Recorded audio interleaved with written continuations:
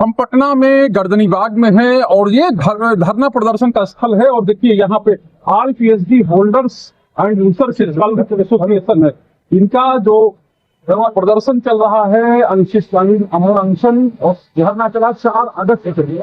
आज अगस्त है, 6 अगस्त है और 6 अगस्त को यहाँ पर ये लोग बैठे हुए हैं। और देखिए इनकी जो 5-6 प्रमुख मांगे हैं, बहाली प्रक्रिया में पुरानी नियमावली यूजीसी रेगुलेशन के प्रावधानों को लागू किया है, यानी प्रावधान बदले गए हैं इसलिए ये मांग हो रही है।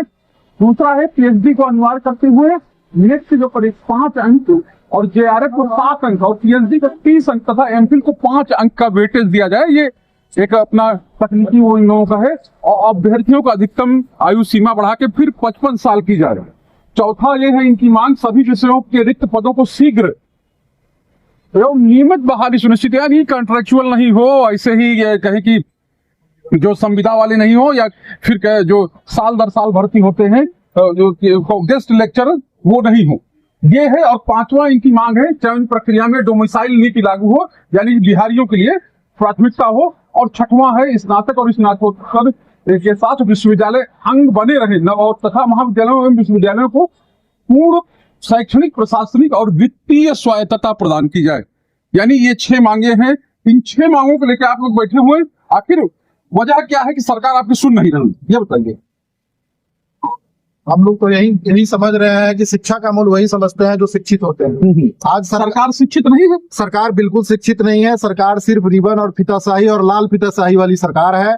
सरकार को अगर इतना ही मर्म होता तो 2020 की बहाली जो अभी तक चल रही है वो 6-7 वर्ष होने को है, उसमें फर्जी बहाली करके अपना नाम रिकॉर्ड दर्ज कर रहे हैं। और एक तरफ नियम बदल करके वैसे गरीब बच्चों को, वैसे निर्धन बच्चों को, वैसे मध्यम वर्ग के बच्चों को जो पीएचडी काफी मुश्किल से करते हैं उसको रोड पर ला कर रख दिए हैं। आप अचानक से जब नियम बदलेंगे और उम्र कम कर देंगे तो वो बच्चे कहाँ जाएंगे? आखिर पुराने बच्चे जो हैं कहाँ जाएंगे जो पीएचडी कर? रेगुलेशन भी चेंज हो गया। बिल्कुल, रेगुलेशन भी चेंज कर ली है। यूजीसी कहती है कुछ और, आपने नियम बनाया कुछ और।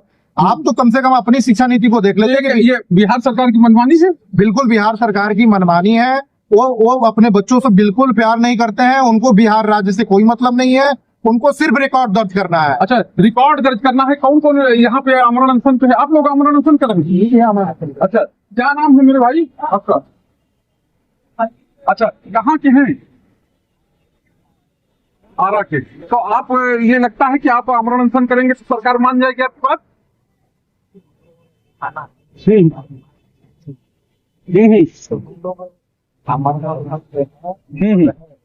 भारतीय से बातों से माना जाता है। अच्छा, बिहार के अंदर डोमिसाइल नीति लागू नहीं किया। सरकार क्या रही है? सरकार ने जो बजट प्रकाशन किया है, आप लोग मीडिया के लोग, आप लोगों ने अध्ययन किया होगा उस बजट में। नई नियमावली लाकर में लोगों ने पुरानी नियमावली को निरस्त कर दिया है। और आप देखे हो बिहार के अगल बगल के राज्य वहाँ पे डोमिसाइल नीति लागू है, लेकिन आखिर बिहार में डोमिसाइल नीति क्यों है? 11 डिग्री कॉलेज में सभी विषयों की पढ़ाई की है। पीएचडी का मार्क्स जब 30 मार्क्स था, आखिर पीएचडी का मार्क्स 30 क्यों है? हम लोग चाहते हैं वो। अच्छा, 30 मार्क्स से कितना मार्क्स कर गया है पीएचडी का? 11।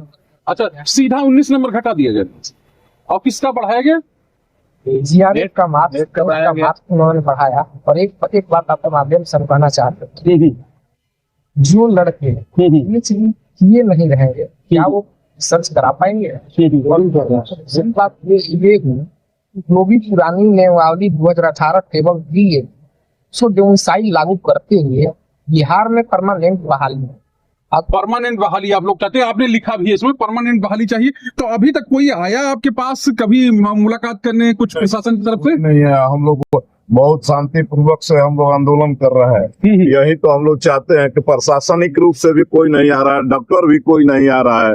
हम लोग इतना शांतिपूर्वक बैठे हैं, लेकिन प्रशासन यही, अगर हम लोग उग्र छात्र हो जाएंगे, युवा हो जाएंगे, हम लोग को कुछ होता है तो उग्र होगा तो लोग कहेगा कि ये आतंकवादी है, जहाँ नक्सलवादी है, तो क्या क्या कहेगा लोग। उन्हीं का हम लोग बच्चे हैं, लेकिन कोई सुनने वाला नहीं। डॉक्टर आ रहा है, न मजिस्ट्रेट यहाँ रह रहा है, कोई नहीं आ रहा है। हम लोग को असुरक्षित कर दिया गया कि कुछ कोई आएगा।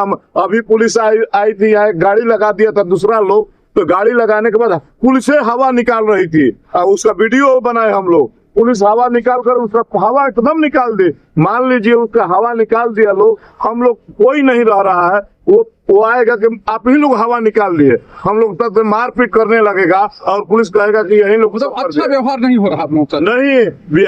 बिहार के मुख्यमंत्री और राज्यपाल चाहते हैं कि इन लोगों का शहादत हो जाए। अच्छा, दो मतलब कोई आपसे संवाद नहीं है? कोई अभी तक 3 दिन से हम लोग भूखे प्यासे बैठे हैं, खाली पानी पीने चल रहे हैं, कोई प्रशासन नहीं आ रहा है, ना मेडिकल रिपोर्ट आ रहा है, ना कुछ हो रहा है, ना कुछ हो रहा है।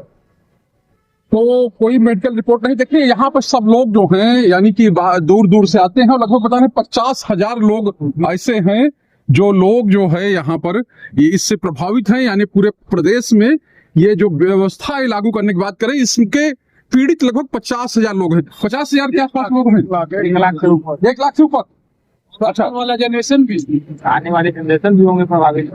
अगर नियम बदल जाएगी तो ये नियम अगर जबरदस्ती थोप दिया जाएगा तो सबके लिए लागू हो जाएगा। हम लोग उसी नियम के खिलाफ लड़ रहे हैं कि हमें पुराना नियम ही चाहिए और रेगुलेशन पुराना चाहिए, डोमिसाइल चाहिए।